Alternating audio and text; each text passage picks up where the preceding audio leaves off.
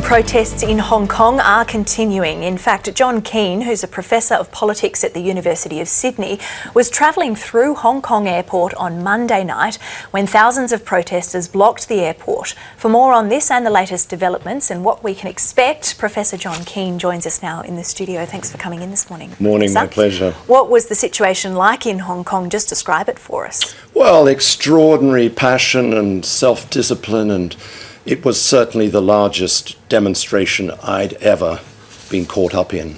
And it non-violently just paralysed the world's two largest airport terminals with a sense of desperation that this might be the last chance, that all of these issues that are binding together millions of Hong Kongese may just be pushed off the table.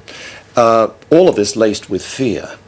It was an astonishing experience of feeling the joy of, being with tens of thousands of others and all singing and self-disciplined, but the fear that the police would move in and tear gas would be fired and a terrible catastrophe would happen. That's a pattern now that all the protests in Hong Kong have established.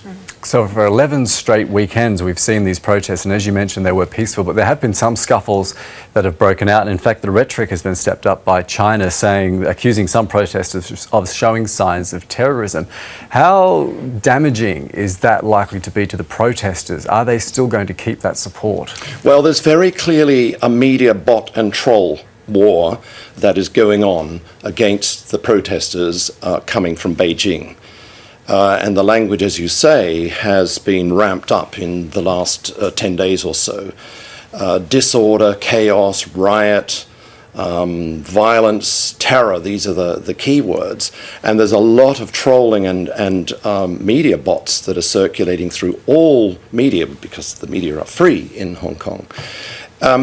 Why does Beijing do this? I think that the Chinese Communist Party is afraid that if this kind of Hong Kong uprising, a civil society uprising, were to happen elsewhere in other cities in China, then China becomes, the power of the party, its control is threatened. That's the great paradox of this moment, this global moment, where in Hong Kong there are civil freedoms. And if they were enjoyed by Chinese people elsewhere on the mainland, then there would no doubt be protests of this kind and possibly this scale, because they are protests not only about police violence and political prisoners and no free and fair elections, but there is a strong sense of social inequality that drives this. I mean, Hong Kong is amazingly expensive. A cup of coffee costs you $12. And apartments are in short supply, and so on. So young people feel, particularly, that their futures are threatened, and that's why desperately they come onto the streets. Today there will be another very large demonstration in Victoria Park. What do you make of Beijing's tactics, not just the ones that you've mentioned, but also the parading of Chinese military personnel near the border? What do you make of the intentions behind those tactics being used? I think that for the moment, the most powerful player is the unexpected. I mean, nobody knows what's going to happen, and I think Beijing does not, and the networked uprising doesn't know either.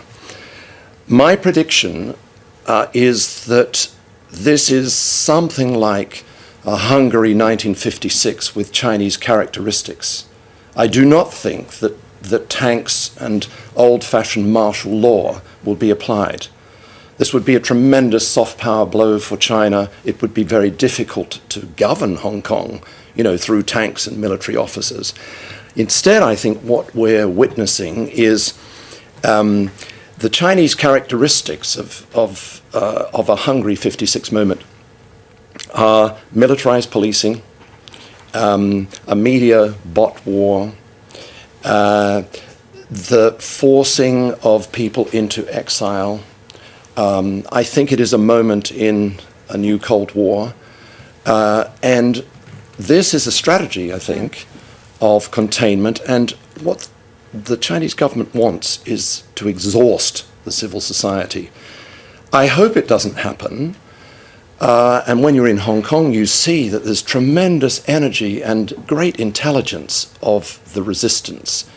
The way they use lasers, the slogans, no mat cutting is one of them. Don't be divided and ruled. Be like water. This is something inspiring, and it will be very difficult for the Chinese government, I think, to crush. And Beijing must be acutely aware of how this is being viewed by others, particularly places like, for example, Taiwan, how they're viewing this, because people in Taiwan have been showing support for these pro-democracy protests. Yes, they fear they're next. But if Taiwan is targeted, then you can be sure that the F-16 deal, which has been approved by Washington, and you can be sure that the 7th Fleet gets involved. And then we really do have a serious Cold War moment.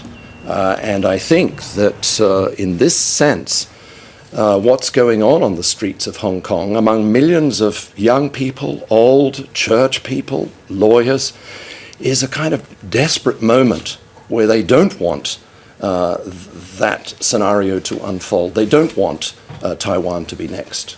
And also, the financial status of Hong Kong is far too important for China. So, I mean, how do they back down, or how do they get out of this without losing face? Yes, it's an important part of the story.